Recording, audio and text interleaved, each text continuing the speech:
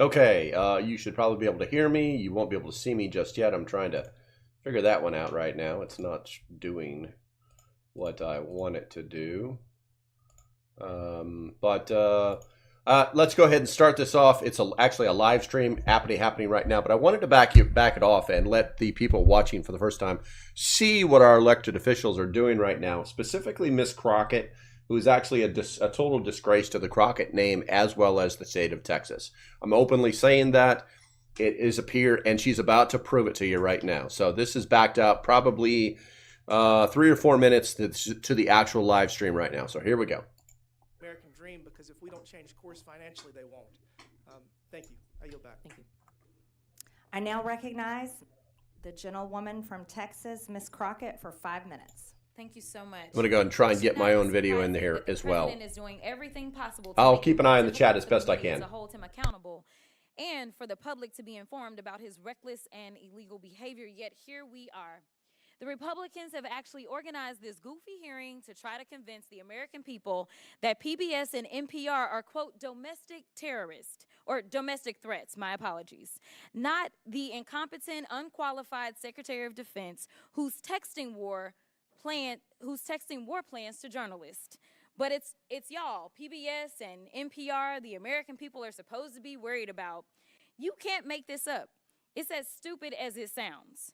The American people should be worried about the president threatening to investigate NBC for treason for reporting on his felony convictions, or arresting reporters and stripping networks of their licenses for not saying nice things about him or not using Gulf of America. The Republicans' witness, Mr. Gonzalez, went so far as to suggest that because NPR and PBS reported on the murder of George Floyd, they, quote, represent a danger to our physical health as well as to civic health of our body politics. Ms. Mayor, do you think reporting on the murder of George Floyd and highlighting instances of systemic racism is a domestic threat to America? Thank you, Congresswoman. I believe it's our responsibility to report on all issues of interest to the American public. Thank you so much. Ms. Kerger, what about you? I agree. I think it's important for us to report on the important news of the day. So let's talk about the critical role of public media. During his first term, President Trump's own Department of Homeland Security highlighted the importance of public broadcasting's role. Pay attention. You're about to find out what ratchet means. His administration stated, quote, PBS and local public television stations play a crucial role in protecting communities by delivering essential information to individuals and first responders. These benefits are all made possible by public broadcasting stations' unique reach, reliability, and role across America, and are especially vital in rural and underserved areas. Madam Chairwoman, I would ask unanimous consent. I seek unanimous consent to enter into the record the 2018 Without report. objection, so ordered. And Madam Chair, I also seek unanimous consent to enter into the record the 2019 report titled Modernizing the Nation's Public Alert and Warning System from Trump's... Without objection, so ordered. In the report, FEMA encouraged, quote, the use of public broadcast capabilities to expand alert, warning, and communication capabilities to fill gaps in rural and underserved areas. Mr. Ullman, what's a more significant domestic threat, reporting the murder of George Floyd or dismantling most of America's emergency communication systems? Can you please repeat the question for me, Congresswoman? Which one is more of a threat? Reporting the murder of George Floyd or dismantling most of America's emergency communication systems? Dismantling the emergency Murder of George systems. Floyd or and isn't it true most of America's that in Barrow, Alaska is the only, isn't it true that KBRW-AM in Barrow, Alaska is the only broadcast service available in an area of more than 90,000 square miles? That is correct. It's also the North Slope, where the majority of all the oil production that comes from Alaska takes place. Thank you so much. And isn't it true that without these stations' broadcast, Americans in rural communities would lack access to life-saving information and public safety alerts? That is correct. So in your opinion, would eliminating funding for stations in rural America like WNGH, Channel 18, and the Chairwoman's District hurt Americans? It would hurt Americans, yes. In fact, Georgia Public Broadcasting serves as the official distributor of evacuation route information during state-ordered evacuations, and the chairwoman is here advocating to strip their funding. Look, the DOGE agenda isn't about government efficiency. It's about breeding corruption at the expense of the safety of the American people, particularly Americans living in rural or remote parts of the country. They don't care about public safety. They don't care about emergency management, and they don't care about free speech, all of which are harming American people. In fact, I'm going to skip off real quick because they have tried to come for you, Ms. Mayor, and I just want to clarify, you did not work for NPR when those statements were made, did you? That is correct, Madam And to Chair. be clear, free speech is not about whatever it is that y'all want somebody to say. And the idea that you want to shut down everybody that is not Fox News is bullshit. We need to stop playing because that's what y'all are doing in here. You don't want to hear the opinions of anybody else, and the Constitution says Congress shall make no law respecting or establishing of religion or prohibiting the free exercise thereof or abridging the The gentlewoman's time has or expired. press. The gentlewoman's time has expired. Madam Chairwoman, can I put something into the record? And that is Unanimous consent, a please. U.S. Senator. Without objection. You gotta so love it. You can't I'd like make to, this stuff up. put This is under what they're the fighting CPR with. article, what Biden preemptive pardons for family members could mean for presidential powers. If I could submit to the record. Without objection, so ordered. I now recognize the gentleman from Ohio, Jim Jordan, for 5 minutes. Thank you, Madam Chair. Ms. Maher, who is Uri Berliner? Mr. Berliner is a former senior editor, That's all? a former senior business editor for NPR. How long do you work at NPR? I believe he was there just over 25 years. 25 years? Award-winning journalist? Did he win any awards? Our time did not Peabody overlap. Award? That's pretty important, isn't it? That is, So absolutely. pretty distinguished journalist, right? Certainly. And he wrote a long story about what you do at NPR. Is NPR biased? Congressman, I have never seen any instance of political bias determining editorial decisions, no. Well, Mr. Berliner, in his story last year, wrote, in the D.C. area, editorial positions at NPR, he said he found 87 registered Democrats, 0 Republicans. Is that accurate? We do not track the numbers or the voter registration, but I find that Was concerning. award-winning journalist who worked 25 years at NPR, Mr. Berliner, was he lying when he wrote that? I am not presuming such. I just we don't track that information about our journalists. 87 to 0, and you're not biased. I think that is concerning if those numbers are accurate. It's concern. I mean, it wasn't 44-43. It wasn't 60-27. It wasn't 70-17. It wasn't even 80-7. It was 87 Democrats, 0 Republicans, and you say NPR is not biased. How about the big stories over the last few years? According to Mr. Berliner, again, he wrote on the Trump-Russia story, he wrote, at NPR, we hitched our wagon to Trump's most visible antagonist, Representative Adam Schiff. He said they interviewed him 25 times. Is that accurate? I was not there at the time, but those numbers sound accurate. Yes. Those sound accurate. But then he said when the Mueller report came out and they said, Robert Mueller said he found no evidence of collusion, he said, Russiagate faded from our programming. Is that accurate? Again, I was not there at the time. I couldn't say. You couldn't say? I was not at NPR at the You time. didn't prepare for that? You knew we were going to ask you about this guy, didn't you? It's come up like 6,000 times already in the hearing. You didn't I just prepare for- couldn't say whether it faded from our coverage, sir. How about this story? October 2020, the New York Post had the Hunter Biden laptop story, and one of those editors, I guess one of those 87 Democrat editors, said this: we don't want to waste our time on stories that are not really stories. We don't want to waste the listeners' and readers' times on stories that are just pure distractions. Was that a pure distraction story? Our current editorial leadership believes that that was a mistake, as do I. Yeah, the whole country knows that was a mistake. Definitely impacted the election, or I think it certainly impacted the election. How about the COVID origin story? That's a pretty big story too, right? Mr. Berliner said, we became fervent members of the team Natural Origin, even declaring that the lab leak was debunked by scientists. Turns out, though, the lab leak is what most people think actually caused the COVID virus. Sorry, is there a question there? There is. You guys were 0 for 3 on the three of the biggest stories in the last 5 years. You guys were 0 for 3, and yet you maintain that NPR is not biased? Congressman, I do not believe we are politically biased. No, we are a nonpartisan organization. Nonpartisan organization. What's happened to your listeners over the last 5 years? Went up, down, or stayed the same? It has gone up and down and is now going back up. Well, I thought 5 years ago it was at 60 million. And you said in your opening statement, I think 43 million. That's correct. So 43 million now, and it was at 60 million 5 years ago.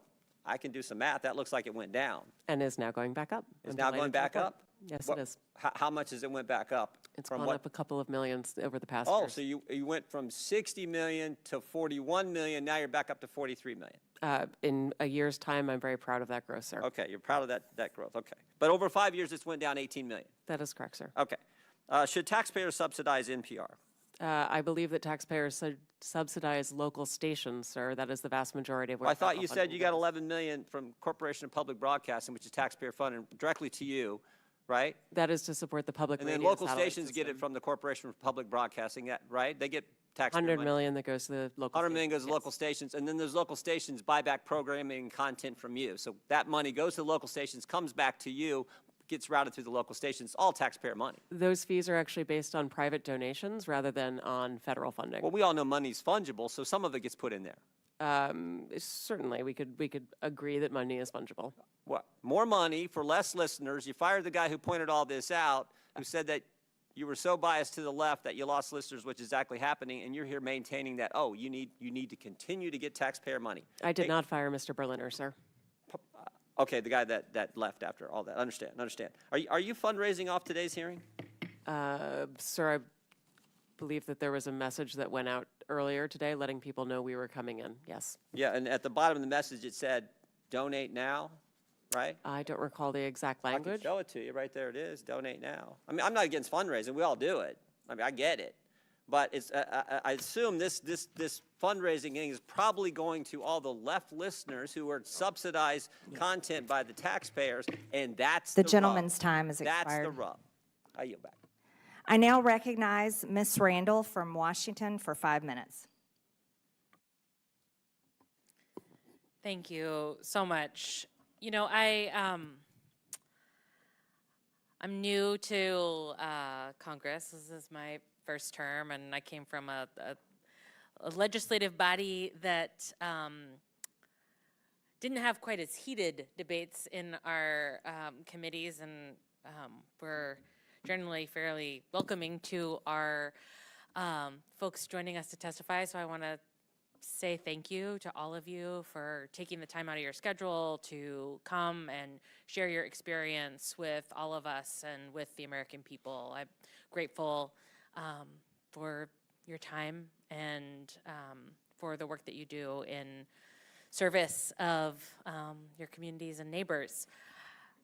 You know, American families used to get all the same news, right? Folks would have access to a handful of news channels. They would watch the same nightly news programs. They would go from one to the other, and we could all agree on what was happening in our country. We all used to operate from the same baseline of information, but today it is no secret that we are operating in a much more diversified and fractured media environment. The content space, the use of AI-generated content, Americans now have to be able to discern for themselves whether something they are hearing is true or not. But investing in public media is a bedrock to our healthy, critically informed, and engaged public and our democracy. And I know that my colleagues on the other side of the aisle have argued over whether every piece of programming is in service of the public. But I also want to point out that, you know, in my fairly rural district, we have a lot of areas that aren't served by broadband. You know, a lot of folks who cannot easily access numerous podcasts while they are out working on their property. They, you know, have to maybe wait for something to download when they're at home using maybe even a wired internet connection, right? Like I'm in a dead zone for about an hour and a half as I'm driving from one city to another in my community. But public radio is broadly accessible. And it's important for, you know, folks counting on the weather report, for kids who are, you know, in pre-kindergarten who are watching Elmo and learning to count and do math. It's important for the young people who, you know, were home during COVID and were able to continue learning with the help of public broadcasting. I think we have a lot of problems in this country, a lot of problems that we should be tackling for regular Americans who are struggling to afford to live, to afford housing, to afford health care, to be able to live the lives that they dream of for themselves and their children. I think we've got some national security concerns that have been talked about a lot in this committee, but I think talking about defunding public broadcasting and public media is an egregious misuse of our time here. Mr. Ullman, when we talk about cutting funds for the Corporation for Public Broadcasting, we're talking about those local small stations that rely on that money. 70% of Corporation for Public Broadcasting funding goes directly to public radio. I know you've worked in Tacoma in the past and kind of attest to how rural some parts of Western Washington are. It's not all Tacoma. What role do public media stations like NPR and PBS play in supporting local stations? What kind of programming do they provide? The local communities are at the heart of the work we do. As I shared in my opening remarks, we talk about the people and the places there. You bring up a memory of mine. Chehalis, Aberdeen, Hoquiam area, KBTC was the only public television station there. You know about the struggles that that community was having over a decade ago, job loss, all kinds of terrible economic situations. We provided educational services there with a $500,000 local grant that we partnered with the community on. It was incredible work. We do the same thing in Alaska with military families, homeschoolers, elementary schools. Those are the pieces we provide. And then local news stories that people can use about where they live and what they do.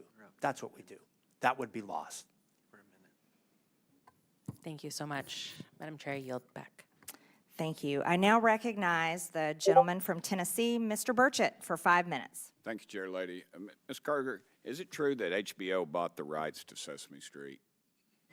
No, it did not. It developed, Sesame Street entered an arrangement with HBO for a number of years. And it was a paid arrangement, correct? Yes, which allowed us to get the series for free during the period of that time. How much money was transacted during I don't know. Sesame Street is a private organization. It is separate from ours.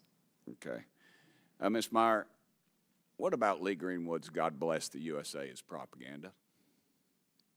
I'm sorry, sir. Could you repeat the question? What about Lee Greenwood's God Bless the USA is propaganda? I don't believe that is propaganda, sir. Okay, well, in January, North County Public Radio, and that's a subsidiary of NPR, had Daphne Brooks, who apparently is a black feminism scholar, on its show where it was hosted by the host Brittany Lewis, and it says, have you ever watched something on TV and thought, okay, now this is propaganda? Have you ever had that moment?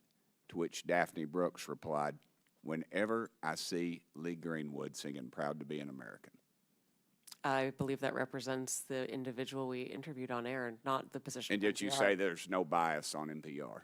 That is not a position that is of not a NPR. biased statement, ma'am. That is not even both parties wrap themselves around this song every time there's a national conflict.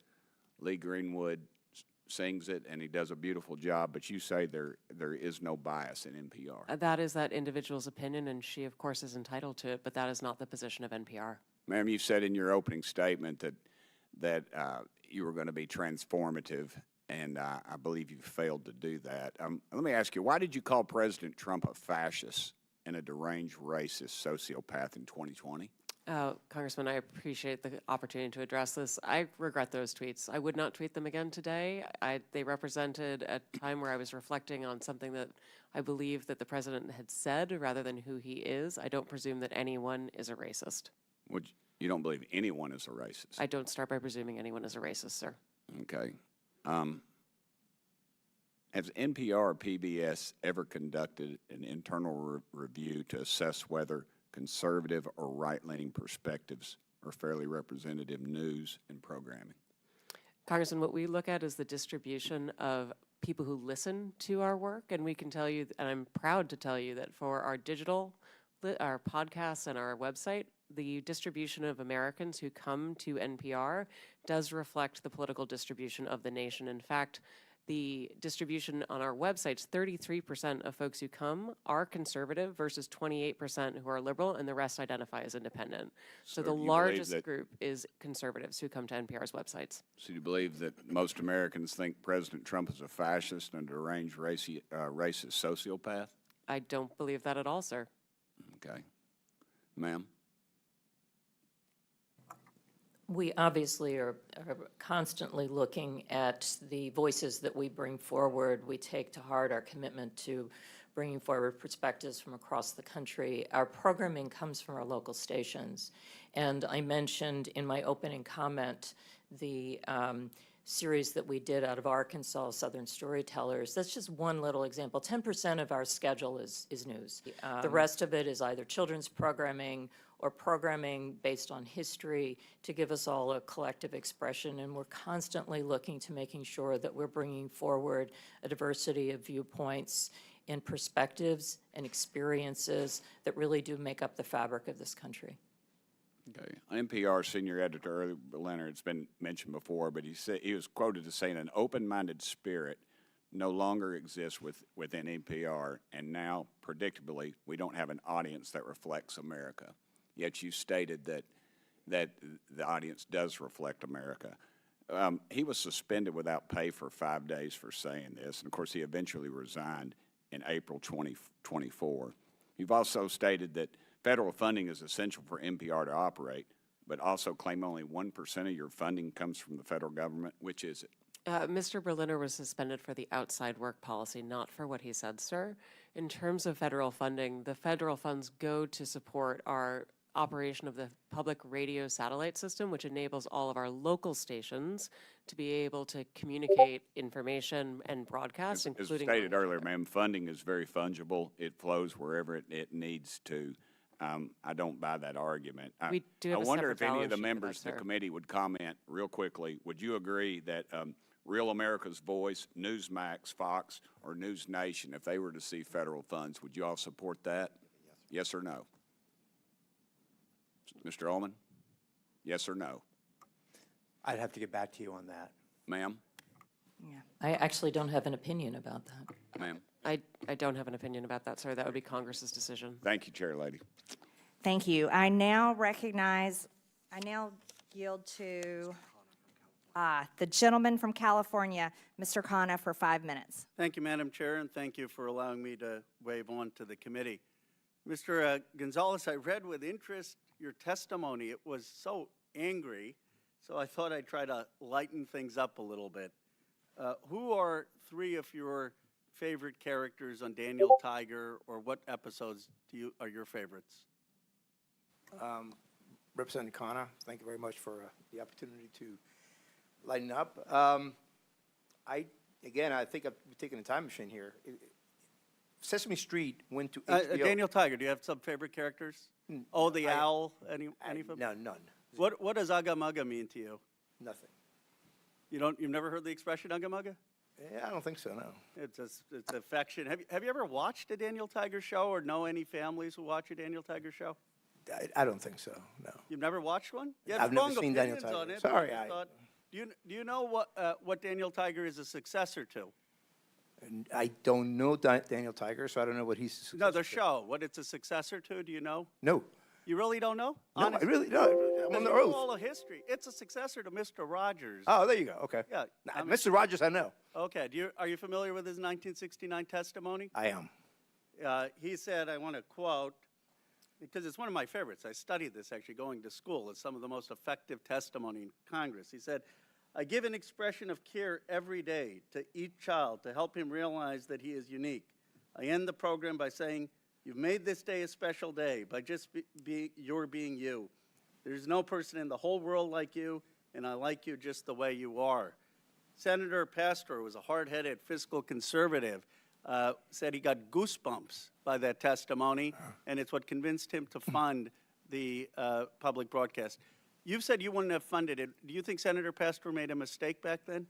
Oh, yeah, absolutely. I think I agree with Fred Friendly, who testified and said, you would have voted against? I would have voted, yes, I don't think that you should have state broadcasters. Now, what is the cost of public broadcasting as a percent of the federal budget?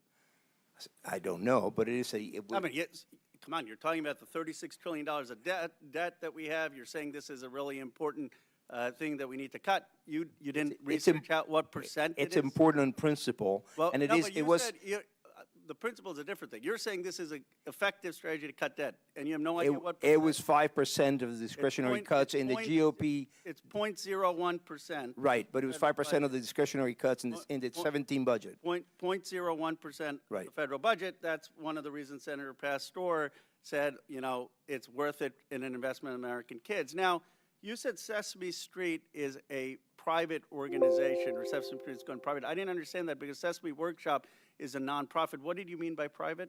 Well, I mean, it's a nonprofit. It's separate from. But it gets public funding.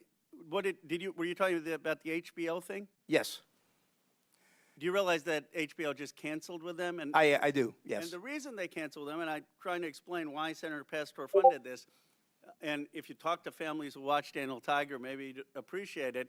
The reason they canceled it is because it wasn't making a profit. See, because when you try to do Daniel Tiger or Sesame Street, and you try to do what Mr. Rogers was talking about, helping the emotional and social development of kids, it's not easy. You got to hire people who are child psychologists. You have to hire people who are educationalists. A lot goes into this. And HBO said, you know what? It's not making money. We rather put on things that are geared towards adults or that are going to be conflicts. We aren't making money on this.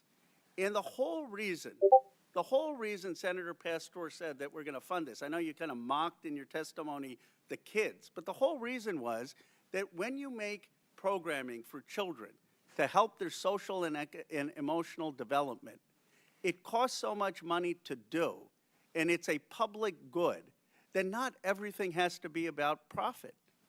Do you have any idea what it takes to produce Daniel Tiger, who all they hired? Did you ever try to figure it out? No, but I can tell you that the market said that it wasn't, and there wasn't enough demand for it, and that's the reason why HBO got rid of it. Right. Because there wasn't enough demand. Yeah, so that's exactly the right point. Are you saying that everything in American society needs to be driven by the profit motive? There is not enough demand on getting ratings for things that help the social and economic development of kids. But you know what Mr. Rogers understood, what we've forgotten in this country? Some things are more valuable than money. At a time where a country is polarized, I wish we had a little more empathy and caring, and that's not a partisan issue. That's an American issue, and I would recommend you watch that testimony from Mr. Rogers. I hope the whole country would watch it. I have watched it, and we are $36 trillion in debt.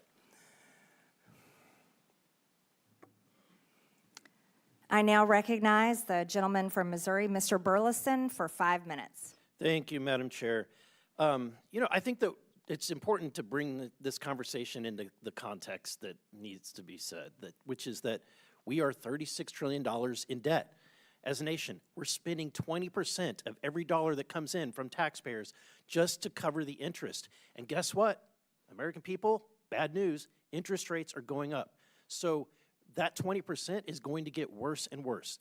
We had Ray Dalio come in and tell Congress that we are entering potentially dark territory. There's a number of red flags. We're at the worst level of debt. We're at a worse level of debt than we were after we left the World War II, okay? We're at that level of debt, and we didn't just fight a war. We're facing potential wars and conflicts. We're at that level of debt, and we didn't just emerge from a recession or a depression.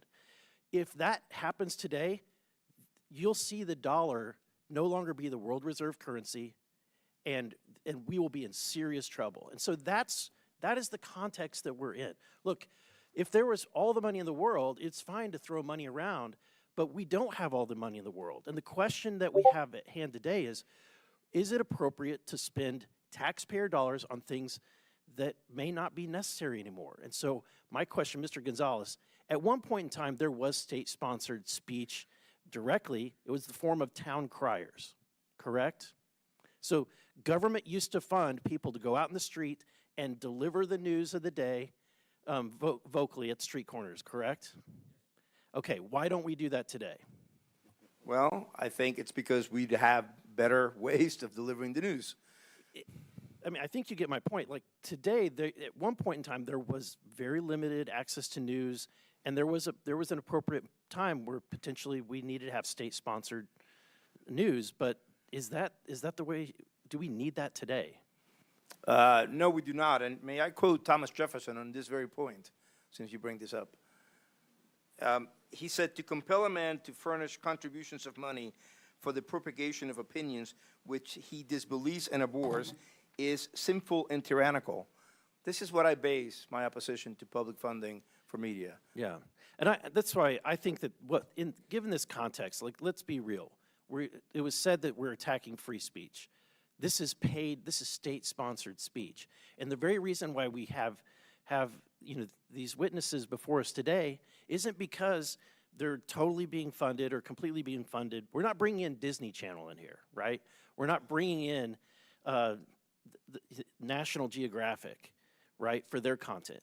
The reason why we're having this conversation is because we are funding you, and because we're funding you, the taxpayers get to have an opportunity to ask, why are we funding some of this content that they might disagree with? Right? Yeah, no, that's completely right. In fact, I think that PBS and NPR, but especially PBS, will thrive on the membership model. They keep saying it's such a small percentage.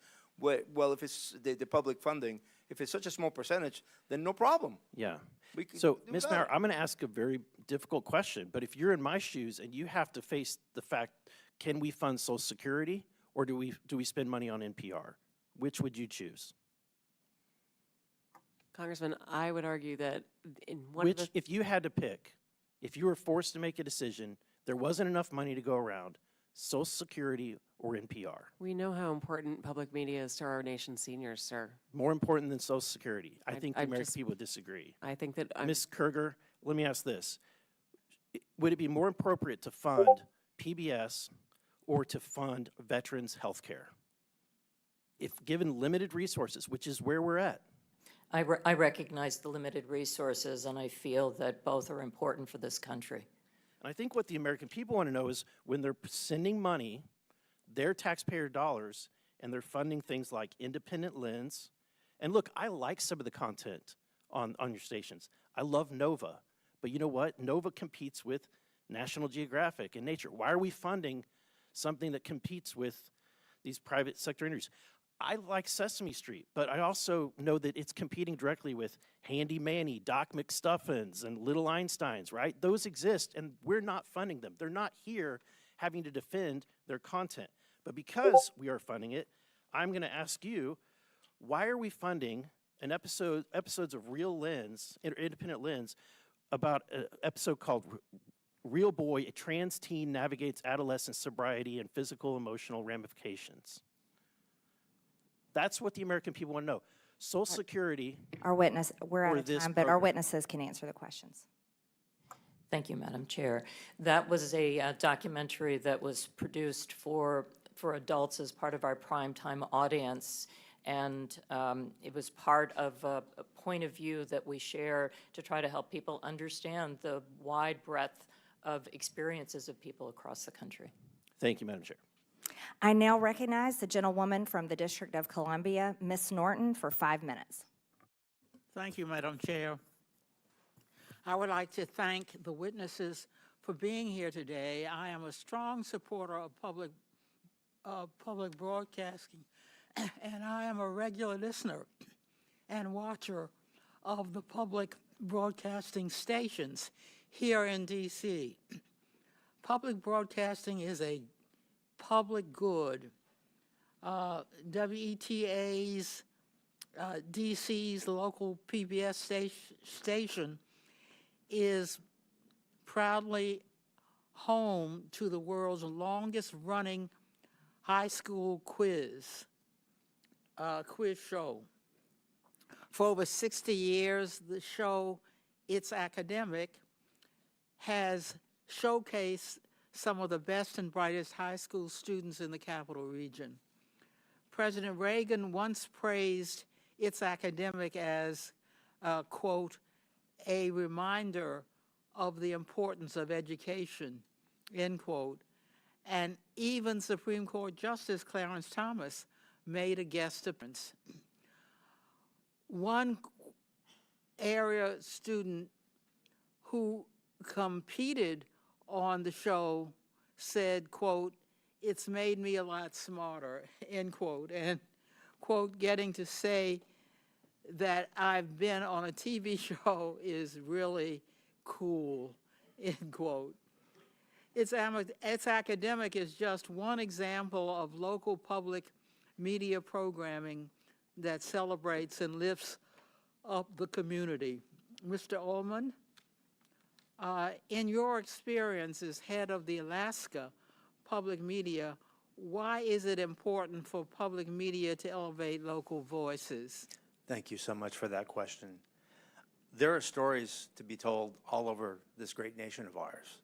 And one of the things that I take the utmost pride in is being someone who can provide the strategy and build the resources and build the capacity to ensure that we can capture video about those uniquely Alaskan stories.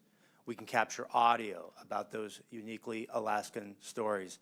And what we do is we take that opportunity to not only tell those stories for ourselves within our great state, but we also work with our national partners. This local national partnership is essential. Without PBS, without NPR, you wouldn't hear stories, news stories, public affairs stories, community stories from Alaska. You wouldn't see them on the PBS NewsHour. This is vital. It's vital for Alaskans to know that they're connected to their nation and that what we do in Alaska matters to our nation. Thank you again for that question. Ms. Kruger, I would love to hear your bigger picture taker on this. If PBS stations are suddenly taken off the air, what would be lost to communities across the country?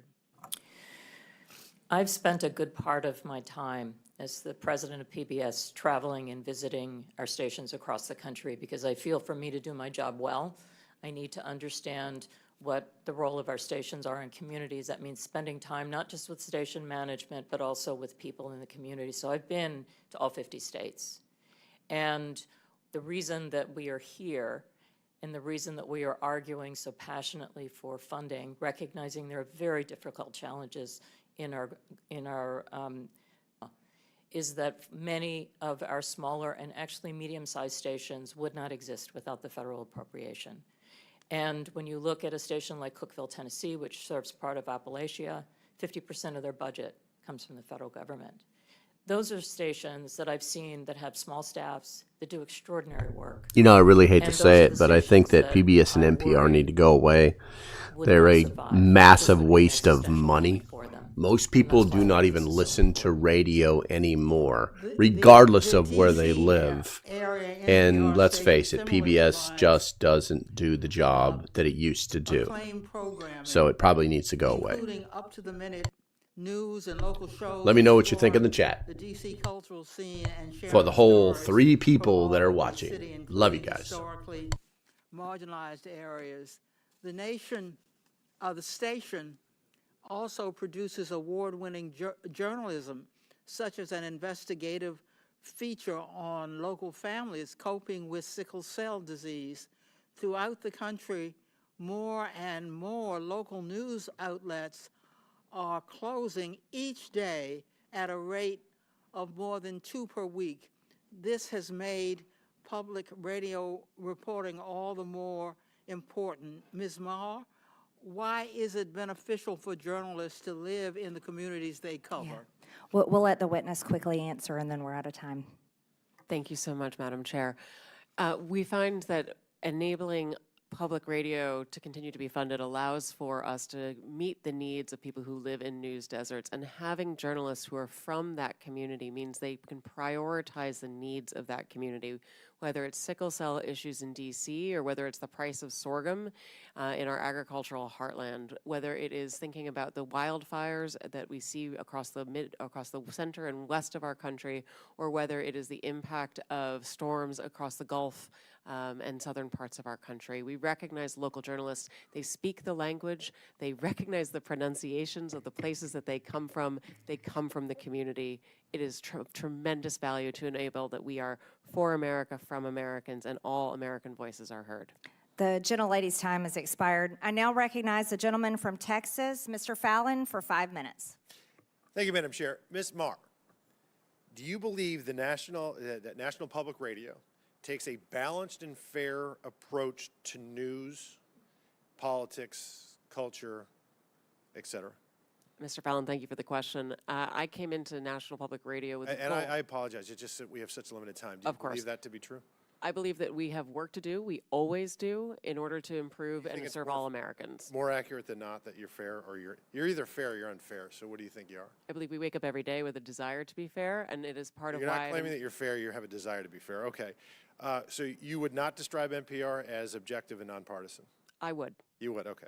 Ms. Kerger, same question for you. Would you believe the PBS is fair and objective and nonpartisan?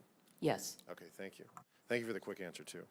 So I find it interesting that the CBP's recent goal was to promote efforts that ensure fact-based journalism that promotes a symphony of ideological viewpoints. You both agree with that goal? Yes. All right, wonderful. So, Ms. Kerger, in 2023, when PBS had a program, Washington Week with the Atlantic, and when President Biden's mental acuity was questioned, one of the reporters claimed the GOP was lying. Another reporter, Jeffrey Goldberg, who's been in the news of late, described Biden as, quote, mentally acute. Were you aware if there were any dissenting opinions on that program that day? I don't know from that day, no. There were not. But fortunately, there was a debate in, I believe, June of 2024, where the American people and the world found out just who was lying. The Democrats, Jeffrey Goldberg, and PBS. Ms. Marr, I'm sure you're aware that Hunter Biden had a laptop. I am, sir, yes. Okay. And there were many stories written about said laptop. Yes, sir. And in 2020, unfortunately, NPR's managing editor for news refused to cover the story, and he branded it a, quote, waste of time, not a real story, and a distraction. And instead, unfortunately, of NPR investigating, they ran a puff piece that led with, experts say attack on Hunter Biden addiction deepens stigma for millions. It's unfortunate that NPR ignored the Hunter Biden laptop story, but y'all did talk quite a bit about the debunked Russia collusion. Do you know how many times NPR interviewed Adam Schiff about Congressman, I would love to say that we actually believe we made a mistake on the Hunter Biden laptop story. And I appreciate that. Thank you. How many times did y'all interview Adam Schiff about the Russia collusion? I'm sorry, I don't have that number. It was 25 times. You know how many times NPR interviewed Chairman of this committee, Oversight Committee, Jamie Comer, about the Biden impeachment inquiry, or the Hunter Biden tax evasion and illicit business dealings of the Biden family? I'm sorry, I don't know. I believe that's 0, so it's 25-0. Ms. Kerger, you're aware there's a political spectrum. It goes all the way from the far right to the far left and everywhere in between. Would it trouble you to hear that for 6 months there was an analysis done on PBS's NewsHour from June to November of 2023, where they found that far right that term was used 162 times and far left was only used 6 times? Do you find that troubling? I don't know the study that you're referring to, and I'd be very interested in seeing it and understanding how they came up with those numbers. Media Research Center did a 6-month analysis, and it's not how do you find it. You either say far right or it's terms. Yeah. They use the term far right 162 times, far left 6 times. That's a 96 to 4% skew. You're also aware that you covered the GOP and Democratic National Conventions in 2024? Yes, we did. Okay. Interestingly, 72% of the coverage of the GOP convention was negative, 88% of the Democratic convention was positive. Shouldn't be surprising when you have anchors like Amna Nawat, who described the Republican rhetoric as, quote, outright racism and, quote, echoing white supremacy. Ms. Mayor, NPR, you believe your reporters are fair? You said they're fair and they're working at it. I believe that they work to be every day, sir. They're non-biased. And yet, you have the voter registration issue. I mean, we're all human beings. We're all going to see through the world through a certain lens. And are you aware of any Republicans, any registered Republicans in your newsroom? I couldn't say registered, but I know we have conservatives in our newsroom, yes. Okay, so the recent registration, when it was looked at, 87 Democrats and 0 Republicans registered. I found that very concerning, Yeah, sir. I would. Not even 40 to 30 or 50 to 20, 87 to 0. But it shouldn't be surprising when their own CEO says things like, I'm so done with late-stage capitalism, or calls the President of the United States a deranged racist sociopath, or that America's addicted to white supremacy. So billions have gone into both of your coffers over the last several decades. And I understand why Democrats on this committee are going to viciously and vehemently defend you all, because you become a propaganda wing of the Democratic Party.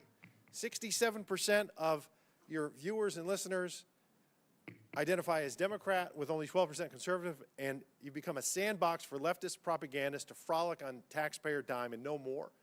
And when you said in the beginning you're going to promote a symphony of ideological viewpoints, yeah, you do. If you're left-leaning, far left, The gentleman's or time has remarkably expired. Marxist, I yield back. Thank you. Thank you, Mr. Fallon. I now recognize a gentleman from Texas, Mr. Gill. Thank you, Chairwoman Green, and I apologize, I'm getting over a cold, so I'm losing my voice here. Ms. Marr, I want to start with you. Just generally, would you say you generally agree or disagree with the following statement? The history of all hitherto existing society is the history of class struggles? I would not say I agree with that, sir. That's good to hear. It's interesting because a lot of your thinking, as expressed by your public statements, is deeply infused with economic and cultural Marxism. Do you believe that America is addicted to white supremacy? I believe that I tweeted that, and as I've said earlier, I believe much of my thinking has evolved over the last half-decade. It has evolved. Why did you tweet that? I don't recall the exact context, sir, so I wouldn't be able to say. Okay. Do you believe that America believes in black plunder and white democracy? I don't believe that, sir. You Don't know where tweeted statement that comes in from. reference to a book you were reading at the time, apparently, The Case for Reparations. I don't think I've ever read that book, sir. You tweeted about it. You said you took a day off to fully read The Case for Reparations. You put that on Twitter in January of 2020. Apologies, I don't recall that I did. Okay. I no doubt that your tweet there is correct, but I don't recall that. Okay. Do you believe that white people inherently feel superior to other races? I do not. You don't? You tweeted something to that effect. You said, I grew up feeling superior. How white of me. Why did you tweet that? I think I was probably reflecting on what it was to grow up in an environment where I had lots of advantages. It sounds like you're saying that white people feel superior. I don't believe that anybody feels that way, sir. I was just reflecting on my own experiences. Do you think that white people should pay reparations? I've never said that, sir. Yes, you did. You said it in January of 2020. You tweeted, yes, the North, yes, all of us, yes, America, yes, our original collective sin and unpaid debt, yes, reparations, yes, on this day. I don't believe that was a reference to fiscal reparations, sir. What kind of reparations was it a reference to? I think it was just a reference to the idea that we all owe much to the people who came before us. That's a bizarre way to frame what you tweeted. Okay, how much reparations have you personally paid? Sir, I don't believe that I've ever paid reparations. Okay, it's just for everybody else. I'm not asking anyone to pay Seems to be what you're reparations, sir. suggesting. Do you believe that looting is morally wrong? I believe that looting is illegal, and I refer to it as counterproductive. I think it should be prosecuted. Do you believe it's morally wrong, though? Of course. Of course. Then why did you refer to it as counterproductive? It's a very different way to describe it. It is both morally wrong and counterproductive, as well as being illegal. You tweeted, it's hard to be mad about protests in reference to the BLM protests, not prioritizing the private property of a system of oppression. You didn't condemn the looting. You said that it was counterproductive. NPR also promoted a book called In Defense of Looting. Do you think that that's an appropriate use of taxpayer dollars?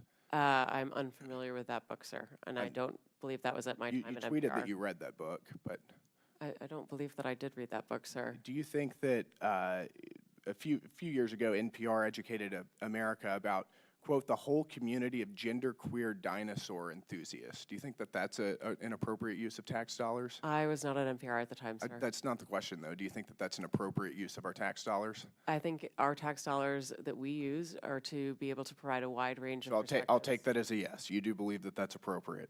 Your health advisor at NPR also stated in an interview that, quote, fear of fatness is more harmful than actual fat.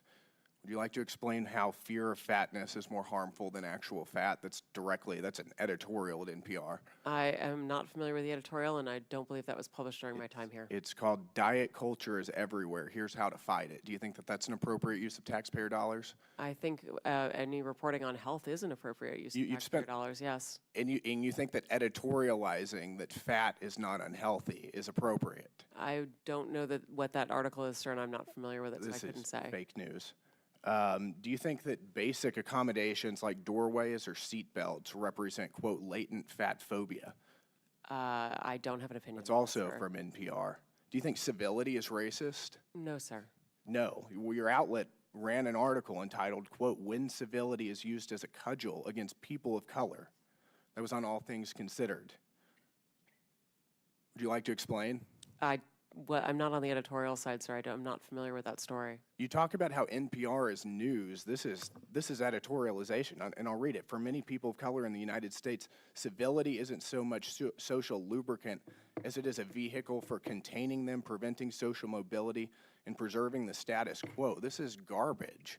I'll spend all of my time doing everything I can to ensure you guys never get another dollar of taxpayer funding. This is complete garbage. Thank you, Madam Chair. Thank you, Mr. Gill. I now recognize the gentleman from Georgia, Mr. Jack, for 5 minutes. Well, thank you very much, Madam Chair. I'd like to just start and build off of something Mr. Fallon noted. And Ms. Mayor, I think you noted, and just to confirm within your statement to him, that NPR failed to accurately report the circumstances around and content within Hunter Biden's laptop story. Is that fair to categorize your statement? Our current editorial leadership believes that we made a mistake not reporting the story and more reporting it earlier, yes. And I recognize you weren't there at the time, but what institutes and control, what have you done to ensure that never happens again? A number of things, sir, and thank you for the opportunity to speak to them. We have hired an additional editor core, which we refer to as our editorial review, to make sure that all stories before they go out are comprehensive and well-reviewed. We've instituted a monthly review to ensure that the most challenging stories of every month, we go back and we look at what we may have missed in order to not miss issues again and change processes and policies to be able to have more robust conversation and to ensure all areas and all views are considered. We have hired analysts to be able to count the number of stories that we're running on any particular issue, including whose voices are represented. We've moved from bringing pundits on air to trying to bring direct policymakers on air so that we can ask questions of policymakers rather than hearing through other people's perspectives. Those are just a few of the things we've done so far. I've got a couple others if you have time. Thank you, and you can submit those for the record. Would you suggest then that the failure to accurately report those circumstances and the content around that story, would you suggest today, as I feel and many others feel, that impacted the 2020 election? I could not say, sir. I don't know. Well, I ask because you have a broad viewership, broad listenership, and I'm just curious if it is so broad and it is so necessary for us to continue to give taxpayer funds, as you all submit, to me, to misaccurately report something that's incredibly important around a 2020 election is very concerning. So welcome another thought from you there. I believe that we made a mistake, as I said, and I believe that we have taken that to heart and are focused on how do we report effectively and in a timely fashion on all the issues that matter to all Americans.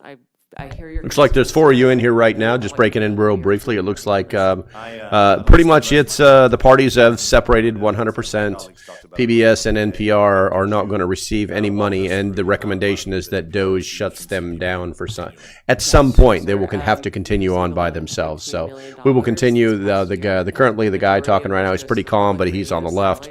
So I guess the more racy stuff will be coming up in a second. Radio network. We also received a smaller amount of funding in the course of the past year that went to help us hire those additional editors and analysts in order to be able to beef up that editorial review. We received funding to support in the coverage of the recent election in order to make sure that we had our journalists all across the country and we're able to speak to Americans of all different political backgrounds. And what percentage of your budget share comes from the federal government? Depending on how you count it, sir, it's less than 5%. And to help me understand too, the CPB, you know, as I understand it, Congress has appropriated $500 million to CPB. It flows out, and I think smaller radio stations go and apply for grants for it. Do you receive payment from smaller radio stations through licensing agreements and things of that nature? We do, and the fees for that are designed around the amount of funding that they get from private member donations. So the fees are not designed around federal funding. They're designed around what sort of direct private support and donations they receive from members and listeners. Well, I noted Mr. Jordan today suggested that you all are fundraising off this hearing today, and a question that I have then, if you receive less than 5%, and over today you've said that private funding helps support the mission and the work of NPR, could NPR survive without the 5% that we give NPR annually? My belief is that the funding is essential to the public radio system, and that is the 246 member stations, but the 1,300 stations across the nation, so that we're able, as a network, to serve all Americans with 100% coverage. If federal funding for our network goes away, it means that people in rural parts of America, places where they can't afford to make private donations to support their local journalism, those will be harmed. But, sir, if I may, the bigger harm as well, or the additional harm, is that Americans in places that are affluent or do have many media choices will not be able to hear from their fellow Americans that are often underheard. Bottom line, if the 5% went away, would NPR still exist? Well, it would be incredibly damaging to the national public radio system. I yield back. Just want to submit to the record. Turn your microphone on. Madam Chair, I'd just like to submit to the record this You asked flash unanimous drive. consent. I ask unanimous consent to submit to the record this flash drive containing 6 feet worth of documents documenting NPR and PBS's political bias. Without objection, so ordered. Thank you. In closing, I want to thank our witnesses once again for their testimony today. I now yield to the Ranking Member Lynch for his closing remarks. Thank you, Madam Chair. Thank you for having this hearing. Here we go with the diatribe of ridiculousness and touchy-feely crybaby crap. I want to follow up on Mr. Connor's point. I'd point out to my colleagues that there are some government functions that are not merely transactions. There are some undertakings that we, as a country, engage in which are not necessarily justified by cash on the barrel at the point of purchase. Everything is not a transaction. It's not like selling a car, although that's exactly what the President was doing on the lawn of the White House the other day. Sometimes a government program is a long-term investment. I think that applies to public broadcasting. Like when you use public television to teach kids their numbers and their alphabet, because in some households that might be the only source of instruction available. More often, it could be an exercise in trust, because a lot of our parents out there, 88% of parents said they trusted PBS Kids. Or when you have a documentary given by a historian like Ken Burns, and he does research and drills down on the letters and firsthand correspondence of Civil War veterans and families north and south, and gives us the hard facts of the Civil War. Hopefully, we are teaching, or at least reminding people of the wrongfulness of slavery and the consequences of us from a system of bondage and the horrific price that was paid and perhaps is still being paid. Everything is not a transaction. But I do believe that some people see it that way. I think President Trump and Elon Musk see life often as a series of transactions. Much of the support we provide to seniors is not a profitable transaction because they're older and vulnerable. But they have paid for their fair share into Social Security. That's why FDR designed it that way. Some people just wanted the government to promise to pay a pension, but FDR knew that if he had Americans pay into that system, that their sense of fairness would cause them to defend that pension. And so they would fight like hell to get what they had coming. It sounds like we might have to test that theory if Elon Musk and Howard Lutnick have their way. Another thing we do that is not necessarily profitable in a financial sense is that we care for our veterans. It's a promise we made to our sons and daughters in uniform, and it's the right thing to do. And veterans care and veteran benefits are special because those benefits are owed to every veteran who lies in a hospital bed in every VA hospital across the country, because those benefits are for courageous service previously and honorably rendered to our country. And so now it's the time for America and Congress to fulfill their obligation as promised. That's not a transaction. But because of that cost, the Trump administration VA has announced 80,000 layoffs at the VA. Trump and Vance also see support for Ukraine as a transaction, even though they've been invaded by Russia and are fighting for their lives and their freedom. As we saw a couple of weeks ago, for President Trump and Mr. Vance, it was a power transaction. And as the president insisted, Zelensky had no cards to play. And as Vance pointed out, he refused to sufficiently bend the knee, and he didn't dress up. These examples point out the nature of the presidency. Throughout our history, the president has never been viewed as the huckster-in-chief. Instead, our most successful presidents have occupied a position of what could be seen as moral leadership, which might cause some to conclude that America is bankrupt right now.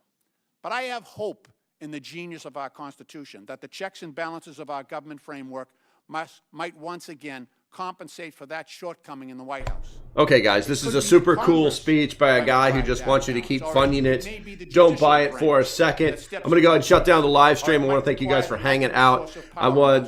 That's going to be about it. Make sure you hit that thumbs up on the way out the door. Stay safe. Have a great day, and I shall see you when I see you. Bye-bye.